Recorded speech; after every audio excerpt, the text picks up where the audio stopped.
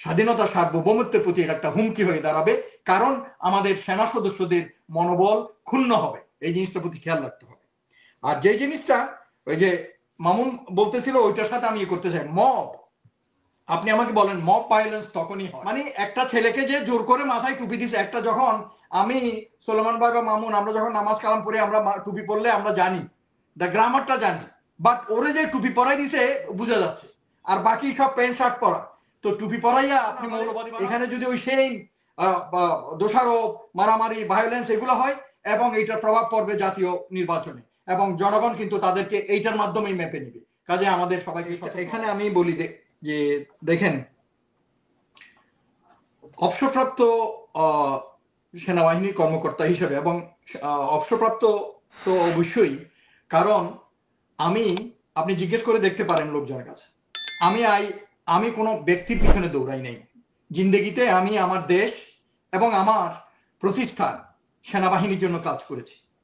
আমার পরিবারের উপরে অনেক অবিচার করেছি, নিজের উপরে অনেক অবিচার করেছি, তো নিজের সামাজিক অনেক দায়িত্ব থেকে আমি মানে দায়িত্বের প্রতি অবিচার করেছি আমার দেশ এবং জাতির জন্য কাজ করতে গিয়ে, এবং আমার সশস্ত্র বাহিনীর জন্য কাজ করতে গিয়ে। কাজেই যখন এই কিছু মানে নোংরা পচা আপেল, ওই যে আমার ভাই মামুন আমার কথাটাই বলছে যে একটা বাস্কেটে আপনি যখন অনেকগুলো অরেঞ্জ বা আপেল নেবেন, এর ভিতর কয়েকটা পচা আপনি পাবেন। এরকম আমাদের সমাজেও আছে, প্রতিটা রাজনৈতিক দলেও আছে। আমাদের বাহিনীগুলোতে, বিশেষ করে আমি সেনাবাহিনীর কথাই বলছি, এখানেও যে এই পচা আপেলগুলো, রোকন ভাই আমাদের প্রফেশনও আছে। ইয়েস, সব জায়গায় আছে। তার জন্য কি এন্টায়ার প্রফেশনকে খারাপ বলবো?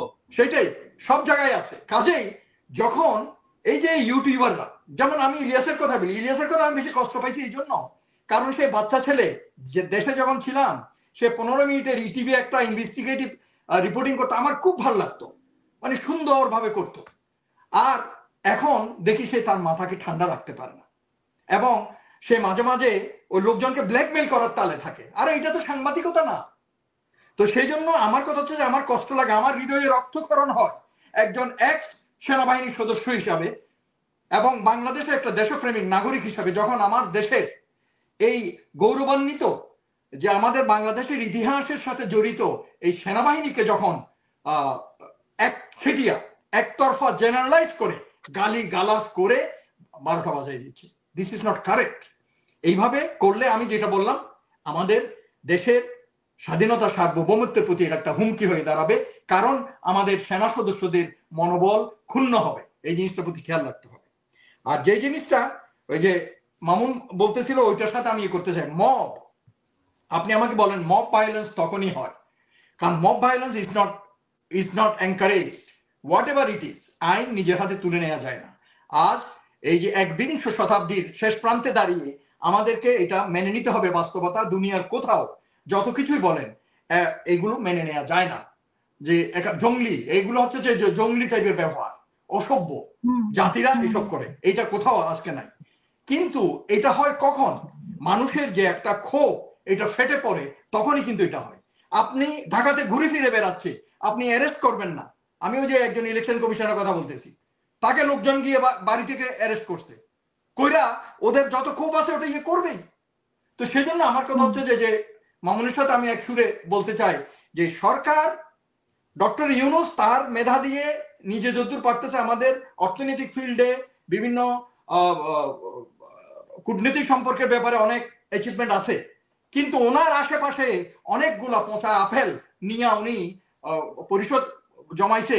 ওনারা তো দে আর ফ্রেন্ড, অনেক বিতর্ক হইছে, কিন্তু আজ পর্যন্ত কাউকে উনি চেঞ্জ করে নাই। তো আউটপুটটা জিরো। একটুখানি রকম ভাই, একটুখানি হাসিনা আপা সোলেমান ভাইকে একটু বলেন ক্যামেরাটা নিচু করতে, ওনার মুখ দেখা যাচ্ছে না।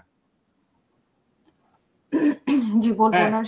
আচ্ছা, তো আমার কথা হচ্ছে যে যখন সরকারের পক্ষ থেকে কোনো বিষয়ের প্রতি জনগণের দাবি প্রতি তড়িৎ ব্যবস্থা গ্রহণ করা না হয়, তখন কিন্তু মব এটা যে কোনো ভাবে এটা আউটবাস্ট হবে। এবং মব এটা আর্মি কেন, এটা আমার মতে আইন শৃঙ্খলা রক্ষাকারী বাহিনীও এটা অ্যাকসেপ্ট করা উচিত না। সরকারের জিরো টলারেন্স, সেই জন্য বলার পরেই তো এই যে বিজয়নগরে এই ঘটনাটা ঘটলো, কারণ ওদেরকে বলছে 10 মিনিট ক্লিয়ার দ্য এরিয়া, ওনারা যায় নাই। ওনারা মনে করছে না আমি নুরুল হক নূর শেখ হাসিনার পোলা, আমি একটু প্রেস বিজ্ঞপ্তি করে আমার মারবে না।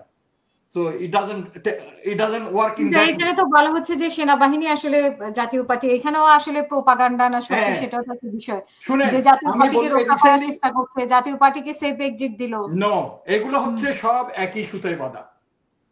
চট্টগ্রামে হাটহাজারীর ঘটনা, চট্টগ্রামে এই যে ইউনিভার্সিটির ঘটনা, হ্যাঁ বিজয়নগরের, ঢাকার বিজয়নগরে এই যে নুরুর ঘটনা, তারপরে এই যে ঢাকা ইউনিভার্সিটিতে এই যে মেয়েকে সোশ্যাল মিডিয়াতে থ্রেট দিছে ওই ঘটনা, তারপরে উমামাকে কিছু সাংবাদিক বয়কট করছে ওই ঘটনা, এগুলো সব একই সুতে বাঁধা। তারপরে সেনাবাহিনীর উপরে কোন এলাকায় যেন হয়েছে লাশ তুলে পড়ার ঘটনা, হ্যাঁ এই যে নুরা পাগলার ঘটনা, এগুলা আপনি দেখছেন ছবিটা, আপনি খুব মাইনিউটলি দেখেন, মাথায় একটু, আমি খুব মাইনিউটলি দেখি, আমি তো গোয়েন্দাতে চাকরি করছি তো এগুলো একটু নিটিক্রিটি দেখি।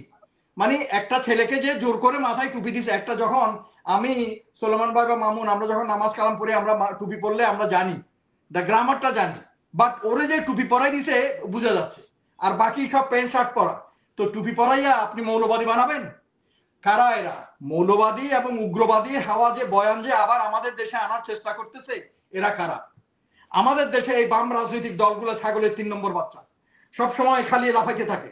শেখ হাসিনাকে 16 বছর এরা সহযোগিতা দিয়ে গেছে, এই মুজাহিদুল ইসলাম সেলিম বলেন, আরো অনেকে আছে না ছোট ছোট অনেকগুলো দল, এরা এই আমরা ছোট থাকতে তখন থেকে দেখছি রাশিয়ার টাকা খেয়ে লাফাইতো, এখনো তারা এই কামগুলো করতেছে, দেশের স্বার্থ বিরোধী কাজ করতেছে। তো কাজে আমার কথা হচ্ছে যে দেশবাসী বোঝা উচিত আমাদের স্বার্থটা কোথায়। এইগুলো সবগুলো এই যে সোশ্যাল মিডিয়ায় যত কিছু প্রচার প্রপাগান্ডা আসতেছে এগুলো সঠিক নয়, এগুলো বিভ্রান্ত না হয়ে সবাই ঐক্য, এখন আমাদের জাতীয় ঐক্যটা হচ্ছে সবচেয়ে বড় বেশি।